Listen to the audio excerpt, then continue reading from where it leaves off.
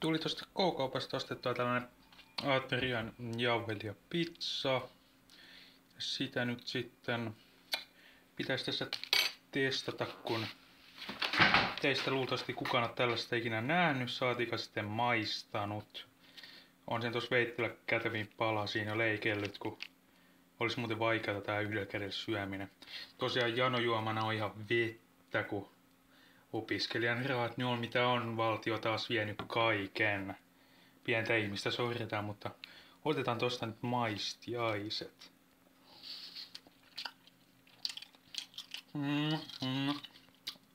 Otetaan toinen biitti vielä, niin pystytään analysoimaan.